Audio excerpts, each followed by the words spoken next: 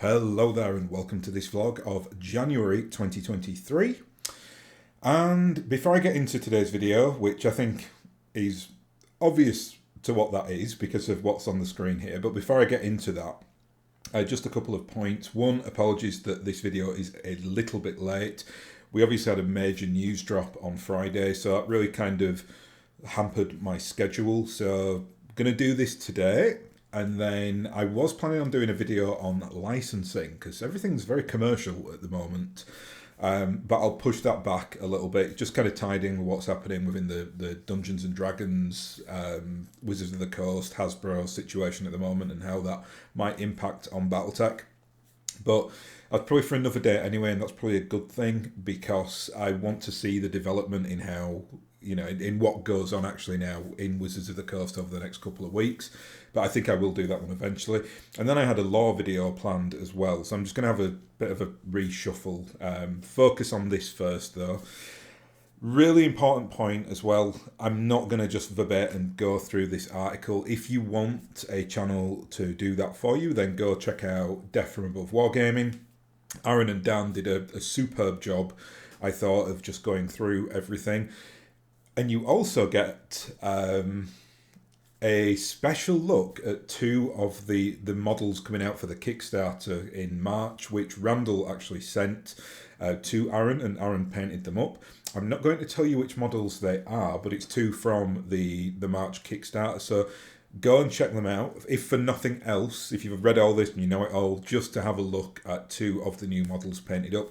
I don't believe anyone else has actually done that yet on YouTube, so this is really kind of a first glance into the quality of the models and how good they can look when you paint them up, because I think Aaron got them a few weeks ago and I think he openly admitted he probably spent more time on them than he usually would, so they look really quite nice in terms of the job that he's done. So definitely give that a look.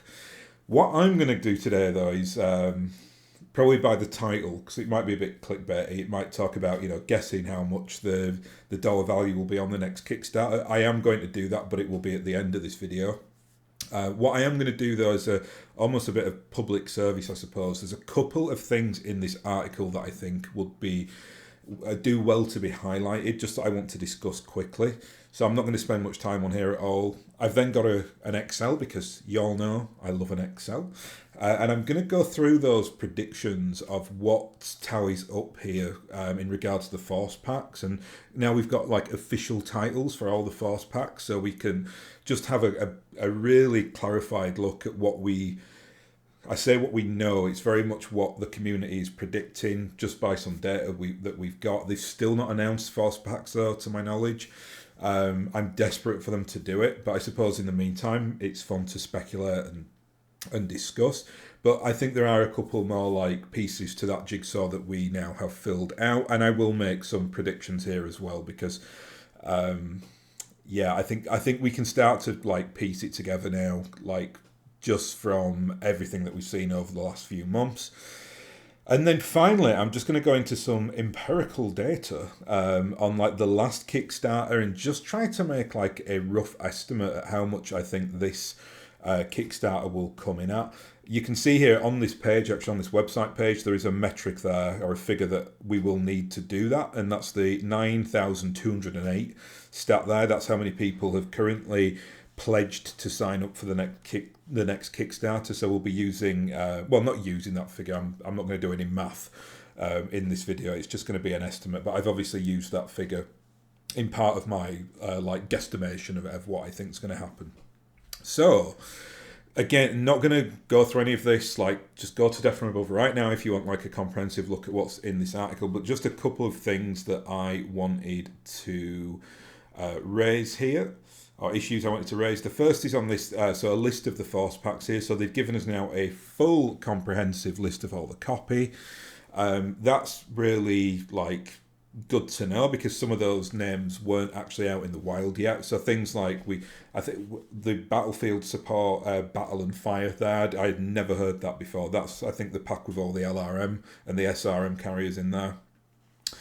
Just this sentence though here, which is interesting, also included in the campaign will be legendary packs, salvage boxes, and perhaps even more. Now, couple of predictions here. One, the legendary packs, I think they're going to do, like in the last Kickstarter, we got the Mercenary Legends, which had, like, well, not necessarily Mercenary, was it? It was just BattleTech Legends. Like, you had Natasha Kerensky, her Direwolf in there, for instance, and like Morgan Kell's Archer. I think on this one, they will do another legendary pack. So it's going to be another like Lance or maybe a Star of those like really key characters in BattleTech. You might get... You see, previously I thought that they'd do like a Snord's Irregulars box, just from what the comms that went out in a news article a few weeks ago. I don't think we're going to get the Snord's Irregulars box though, but I think we might get like a Snord's Irregular character in there, and I'm guessing it would be Rhonda Snord, and I'm guessing it would be either Rhonda Snord's Shadowhawk or the Highlander. But who knows? And I think it would, that would be my guess anyway. It would just be like 4 or 5, like probably 4, probably just be a lance of like, the key characters. So like, we've already got like Grayson Carlisle, for instance. I'm just looking at the Grey Death Legion logo there, but you may get like a major character from the Blackthorns or someone like that. Who knows? Blackthorns could be a good shout actually, 'cause I think is it Jeremiah? I think. So many people in BattleTech, I forget. But he did pilot a Charger in the first instance, and obviously the Charger is part of this Kickstarter, so you can maybe see where they do something like that. Salvage boxes there, that's going to be an interesting one. So are they just going to be like extra prints of all the salvage boxes from the last Kickstarter, or is this going to include mechs from this, like whatever you want to call it, Mercenary Kickstarter Wave 3? Who knows? And perhaps even more, that's an interesting little snippet there. I do think we'll get at least one more like Force pack, but it will be just like, it will be one and it will be something special. I've seen a lot of people predicting this like Kickstarter thus far, and I think people are going really way over the top. They're like talking about mechs that this mech should be in there, that mech should be in there. Which is fun and good, and it's not criticism from me, but if you've seen the comms that Catalyst have come out, they've said very, very early on that they were only going to do 50 plus mechs and vehicles. We're now plus 60. I think they wanted to purposefully keep this one smaller than the last Kickstarter. So I therefore feel like we might have a situation where we're not going to get anything like as much as people are reckoning on. I think that at best, I think there'll be like an extra couple of mechs announced, and I think there'll be one like really like shock and awe Force pack, which I'll go into when I kind of get into the Excel. I think there was just one more thing I wanted to talk about here. Yeah, it's just the merch section. So you can see here, and it kind of it kind of factors into what I was talking about with the Snord's Irregulars. It's saying here that it's merch as opposed to a Force pack. So, I'll just read this out. You can't have a BattleTech Kickstarter without a pile of merch to go with it. Of course, we'll have Factor Challenge coins, patches, and label pins, all of the same superior quality as the previous Kickstarter. Note they don't mention dice there, probably for the better. Here's just a few highlights we'll cover of more than a dozen mercenaries and other factions that will be featured from across the eras. So, Grey Death Legion, Taurian Concordat, that's an interesting one. Snord's Irregulars, Rasselhag Dominion, McLaren's Armoured Cavalry, and there might be a few more surprise swag items to check out as well. But notably, not T-shirts. I think they've specifically said now they're not going to do T-shirts. I think that's very wise. I've heard a lot of people say from the last Kickstarter, through people I know who've spoken to people at Catalyst, that the T-shirts were an absolute nightmare to organise, presumably because of the sizing and all that malarkey. So they're getting now pushed into like retail by the sounds of it. So they'll be available on the Catalyst Game Lab store as and when they're available. But they're not going to put it in the Kickstarter, and that's great because I think all you can ask from a company is that they learn from their decisions. So it could be, we don't know this, it could be that the T-shirts held the Kickstarter project up by a month, and that's no good for anyone. So they've decided against it. Wise move if they've had problems with it previously. Another factor as well, I always think it's dangerous to put like sizing things into a Kickstarter that might be delivered in 12 months because people change weight. I know I certainly did during lockdown. I was, I think, about £325 before lockdown. I'm now down to about £240. I probably went the opposite from most people, but that's just because I couldn't eat out anymore at work, which I used to do all the time. So yeah, lockdown really, really kind of like helped me out. I'm now maybe like 15, £20 from like my optimum weight. So I got now I was lucky with the Kickstarter because I'd got the Davian t-shirt, obviously Davian. And I'd originally ordered it as like an extra large, which was always a bit dicey to get it from the UK to US sizing because the US sizing is different from UK.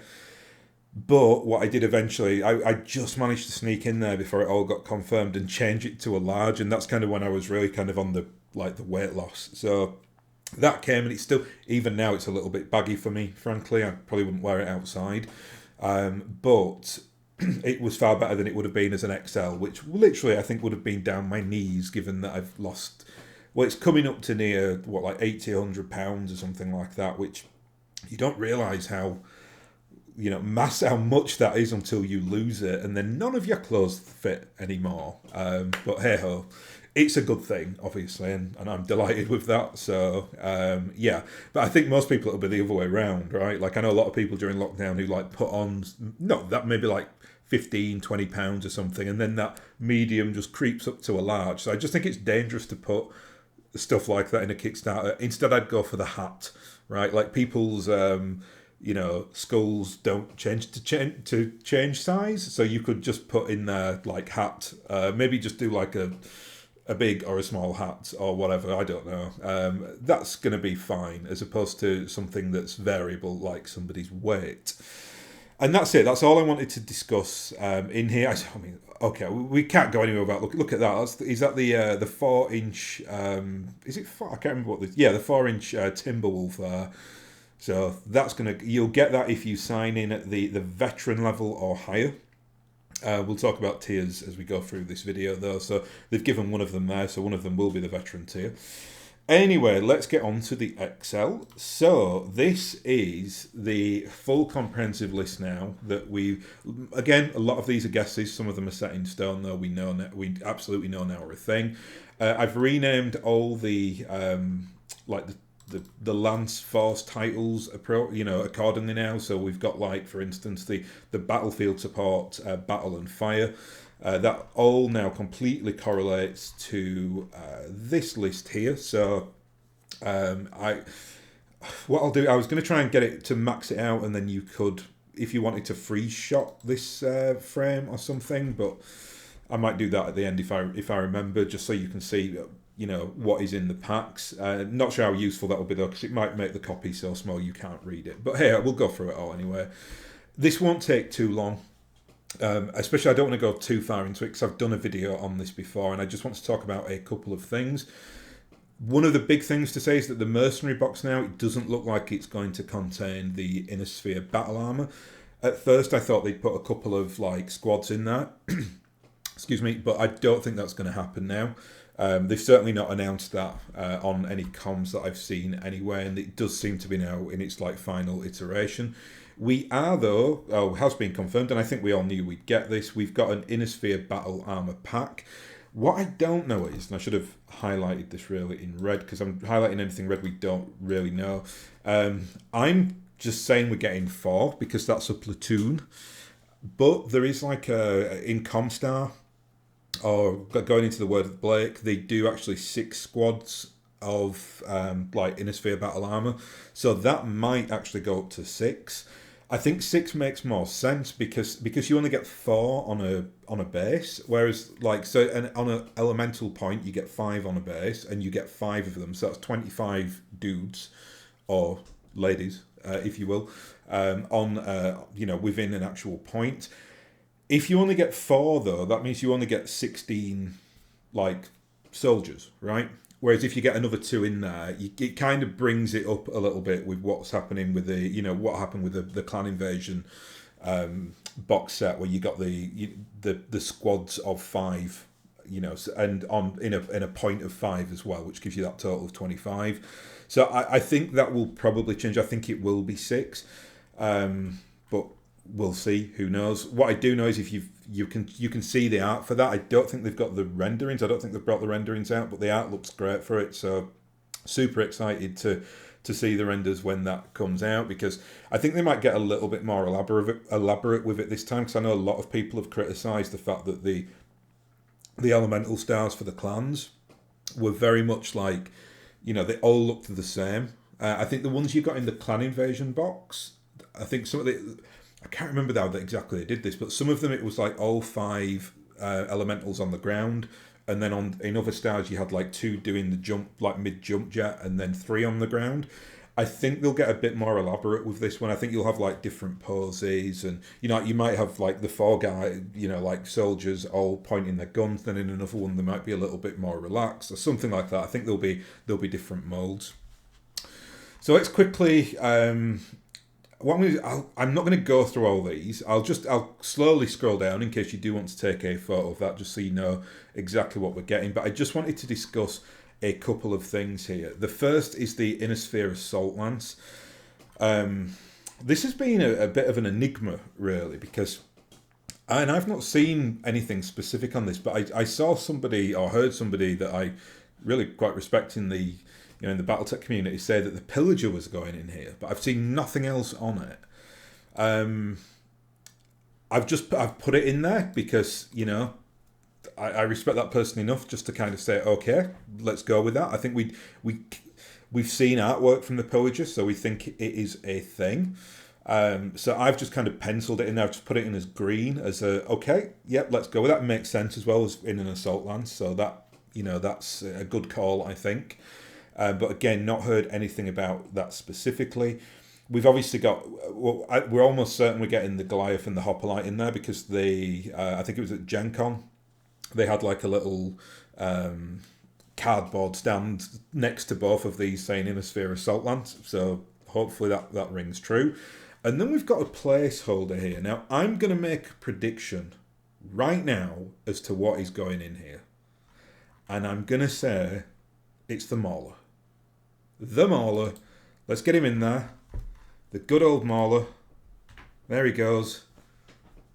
I'm not going to turn him green yet. We're going to keep him red. But I think I am so sure that they're going to do the Mauler in this Kickstarter.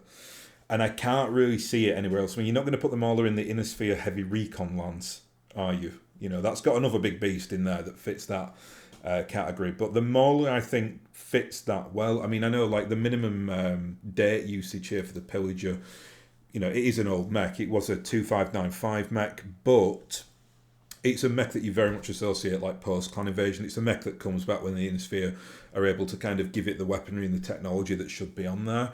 So, and the Pillager and the Mauler together, like same with the Hoplite as well. The Hoplite is one of those mechs. It's an old mech, but it just like makes a resurgence back like post-clan invasion.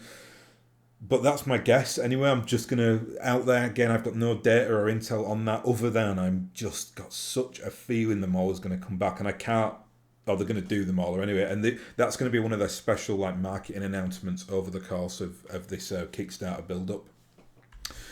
The other one that I want to talk about is the Inner Sphere Heavy Recon Lance. Now, we know for sure we're getting the Ostrock and the Assassin in there. What we don't know, though, is the Charger. 100% the Charger's going to go in there. I mean, there's literally nowhere else it can go, and it's kind of famous for being, like an assault recon mech, because it's really bizarre, and it's got like a really weird loadout, and it's one of the like pound for pound worst mechs in BattleTech, but that gives it a charm and makes it really kind of fun to use. So I'm almost certain that the Charger's going to go in there. As for that placeholder, though, I am really at a loss, and I suppose this segues us nicely into the last table down here, which is unallocated mechs. Now, this has developed a little bit, and it's just from like buzz that I've heard across the community, plus things like like the Berserker actually that I'm on there is a good example. I think we were semi-promised the Berserker last time, but it never materialised. I think it could do with a new sculpt as well. The old sculpt is a little bit derpy. It's got this like weird flat gun. I actually own one of them. they're in the Dust Counters regiment somewhere. But yeah, I think it's a mech that it's quite a popular mech, and I think it could do with an upgrade. But again, we know now the cons, we know now the kind of the core stuff that they're doing, and it's all here. We can't fit the Berserker anywhere else, though. Do you know what I mean? Like the Berserker is so these things here. These are not going to. I think a lot of these are not going to materialize during the next Kickstarter. Though I think some of them may, but I'll talk about that in a second on a prediction. But when I'm looking at these, I'm like, what else could go in that like heavy, like recon lance, and maybe the Merlin, possibly. I think out of all these mechs here, I think there is only one that has a render, and that is the Atlas 2. I believe there may be other renders that I've missed, but I definitely know there is an Atlas 2 render. If there's a render, it's almost like a green light that it's going to get into production soon. So I think the Atlas 2 will appear somewhere in the Kickstarter. It might just be like a bonus mech, like they might just do it in a single pack, because it is it's kind of a unique mech, is the Atlas 2, in that, well, say not unique, but it's like it was a mech that Kerensky piloted, for instance. It's not a common mech. It's it's a really quite it's odd. It's an oddity, is what I'm saying. It's not something that necessarily fits into a force. It's not like, say, a Panther, which you associate with the Draconis Combine. The Atlas 2 is like a rare mech that's quite, it's got like a bit of weight and gravitas to it because of the Kerensky situation. So it could be that they do a random box of it. What I would say is more probable, though, is that when we go back to that article and it said, like, other things will be coming as well, I think the one other thing they might do, just as a stretch goal or something like that, we had this discussion on Jump Point with Aaron and Tom at Death From Above, and we were talking about, like, predictions for the next Kickstarter, and I do think the Word of Blake might get fit in there at some level. And I think it would be like we got the Comstar level 2s in the last Kickstarter. I think we might get one of those again. It could be maybe Comstar. It might be kind of veering into Word of Blake. A lot of these mechs you associate with the Word of Blake, like the Grand Crusader, for instance, the Raijin. Not necessarily Word of Blake. It's a Comstar thing as well. But the Atlas 2 might go in there, possibly. So you might get like a 6-pack out of the mechs that are listed here. Ones that I'm very, very sure we're not going to get are the Grizzly. The Grizzly is a clan mech, and there's literally nowhere else for clan stuff to go, because they've decided, as far as I know anyway, the Clan Direct 5-star and the Clan Cavalry Star are sorted out. So they're not just going to do a Grizzly on its own. It's not like an iconic mech like the Atlas 2 is or anything. So that might come at a later date. But I think they've, keep in mind as well, if they've done just art for it, it can be for TROs. It's not necessarily for, shouldn't really use the reviews. Technical readout, right? So like they'll bring a book out and they'll have like the mech pictures and all its stats and weaponry and armor and stuff like that. That's why they keep doing the artwork for them, because they are constantly making those TROs. So that's not like a green light for a plastic production. A render kind of is, because why on earth would you get something rendered, which basically means that you're going to get a plastic mold of it, or it's for the plastics. So yeah. Right, anyway, let's get into now today's question, which is kind of doing a bit of guesstimating around the Kickstarter. So what I've done is, I might just make that a little bit bigger. I have gone into last year's Kickstarter and pulled out some data. So these are the tier lists from the Clan Invasion. You see, of which there are 11. And they're all at different values. Obviously, if you're watching this video, no doubt you went in at one or more of those values. I certainly did. So what I did, I got the tier value, I got the number of backers, and then the total dollar amount. And I just wanted to show that, just so you can see that I'm not plucking figures out of thin air here to say, oh yeah, my average for, the average BattleTech player will spend this amount on a Kickstarter. Now, I haven't gone through and run the math, right? Because frankly, I can't be bothered. So you can actually get an average if you break this down. But I think you can kind of do it with your eyes, right? So if you kind of look at it like the real, the high numbers on the backers were the Star Captain level, which is the $95 buy-in. So there's almost like 2,500 people signing up for that. And then you've got the two big ones, which are Blood Named and Star Kernel, which are $150 and $300 buy-in respectively. Important to note though that I think someone like crunched the numbers on this and worked out that you got the most bang for your buck with the Star Kernel. So you would have had people going in at multiple Star Kernels. So, you know, buying 3 Star Kernels for $900. I think that's something they'll probably try to fix when they do the next tier system. Another important point to note on the next Kickstarter is that there is less plastic.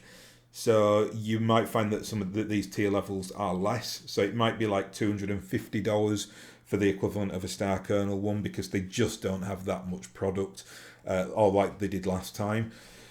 The only exception I can think to that is two exceptions. One, if Catalyst put their prices up considerably, which may happen because obviously of all the shipping costs, etc.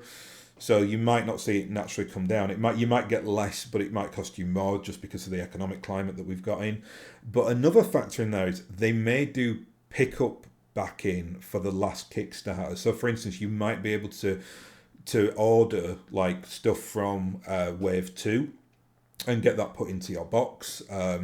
You could kind of do that in the last one because you were able to get things like the Inner Sphere Command Lance or the Battle Lance, which were not technically they were part of the clan invasion, but they'd been released prior, right? So, or at least I think they had, if memory serves me right. But you could go back, is what I'm saying, and you could just get whatever you wanted from any of the force packs that they'd have previously. The one reason I think they may not do that is because it might really upset the retail outlets, because they've already got that on their shelves. So that's an important factor. So who knows what's going to happen? But I'm just using these like tier values as an estimate. And I'm just going to guess. I'm just going to say, right, again, I'm not going to do the math on it because I'm not taking this too seriously. But I think your common garden BattleTech player, as an average, will spend approximately $250 on this Kickstarter. So whether that's like, you know, people going in at like Blood Named level, and then maybe supplementing it after a couple of weeks and thinking, oh, I need a couple more things, so I'll just get 2 more Star Commanders or whatever the equivalent will be in the mercenary pack. The only thing we do know is that one of these tiers is called Veteran, so look out for that. We know it's going to be quite a high tier as well because it's where you get the 4-inch Mad Cat. So it probably a Veteran probably would equate to the Star Colonel here, I'd imagine. So I'm just going to say 250. Right, there we go. Now, again, previously I spoke about the amount of pledges that they'd had already. It comes in at over 9,000. I would guess that will probably go upwards of maybe like over 11,000, something like that. There's also the fact that the Kickstarter lasts X amount of time, so you'll get, I think, is it like 3 or 4 weeks or something? So you get lots of people coming in, stragglers who are signing up for the project.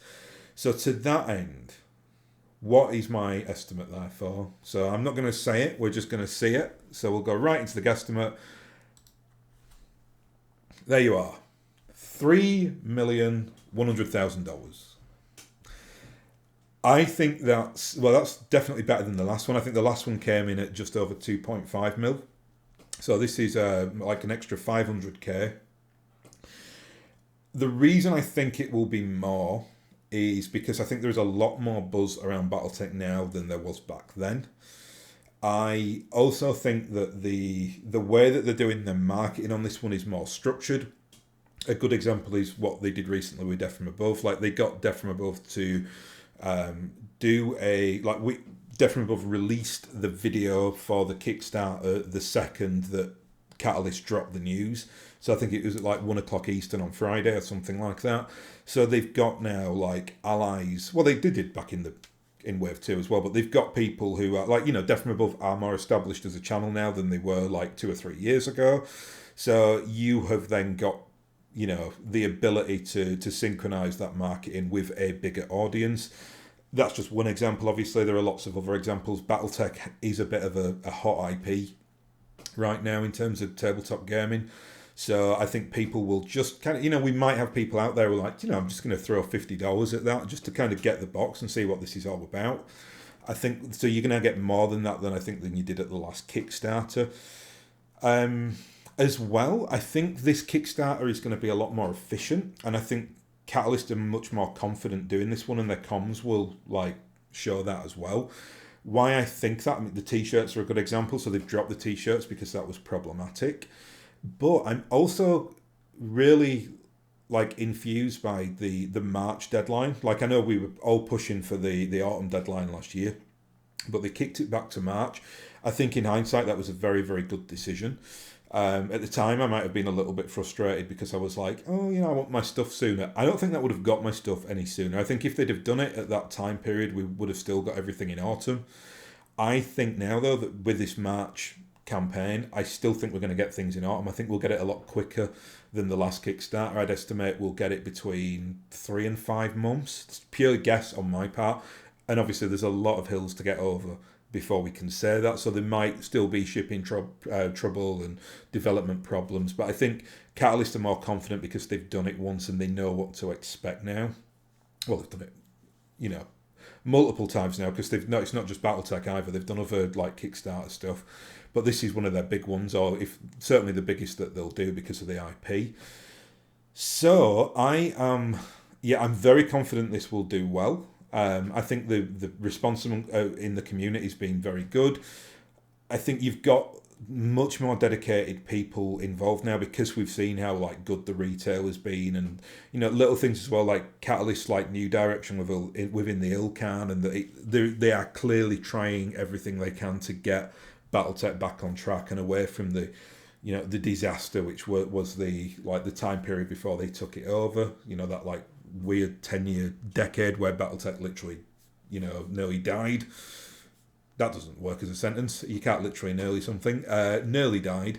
So yeah, I'm optimistic this one will do better. Even if it didn't though, even if it came in at like 2.1 million or something like that, I still think that would be successful for the simple reason that we are hitting an economic recession. That could actually be a major factor in this. So who knows? Also, I still reiterate that point. There are still tensions in China with Taiwan, and I think if that went, in the direction of war, for instance, it could be very, very problematic because you can bet your bottom dollar that the US will start to cut off a lot of the commercial relationships, and they'll start to embargo China. Oh, sorry, not embargo. They'll start to put like what they've done with Russia over Ukraine. They'll start to hit them where it hurts economically, but we'll get really hit badly economically on that as well. So it's not just like that will be a one direction because China do so much production in the world. So I am not just quietly confident. I am confident it will beat the last Kickstarter. I just think that BattleTech is hot right now. It's doing very, very well. And I think what we'll see off the back of this, because this is obviously a smaller Kickstarter than last time, I think this will be the last quote-unquote big Kickstarter that they do. I think every other Kickstarter will be really small. So you might just have let's say for instance, we don't get the Word of Blake or the, something of that equivalency in this Kickstarter. I think within 6 months, you might get them we're going to do the Word of Blake Kickstarter where there are 2 Lance packs available and a little bit of merch, whatever else, and you buy into it for $100, right? And that's the top level. There's none of this going in at, what did they do? The full Kerensky, which you could buy in on the last Kickstarter at $5,000. I don't think they're going to do anything like that. So I think that there's the big hump that they've got over and the big product drop, which was the clan invasion, is done. I think from here on out, and quite rightly, the focus is going to be on retail and probably supplemented by little Kickstarters for the extra brand buzz that you get and the free capital to develop the product, that kind of thing. I'd also guess we're going to see a lot more of those. A lot more of the exclusivity packs or exclusive packs to Barnes and Noble or to certain distribution nodes. That seems to be really successful. However, they have had a little bit of a speed bump with the current one they were trying to do, because that was originally supposed to be released in November, December, and it's kind of all the comms on it have just gone dark. So I don't know what's happening.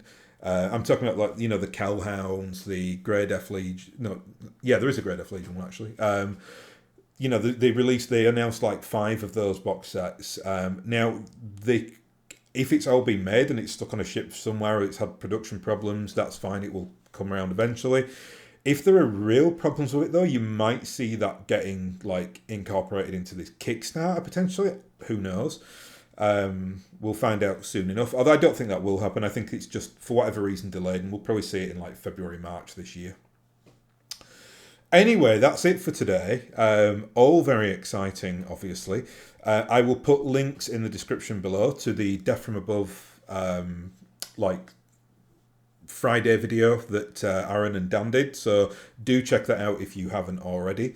And I'll put a link in as well to the main page of the Kickstarter in case you do want to sign up for it, because if they get enough pledges on it, or if the pledges are accurate, should I say, that gives them a lot better understanding of what to kind of do on these like tier levels. So yeah, because they'll know, if you've got like an outline of how many people are going to, go in for the product, it just makes your planning that bit easier.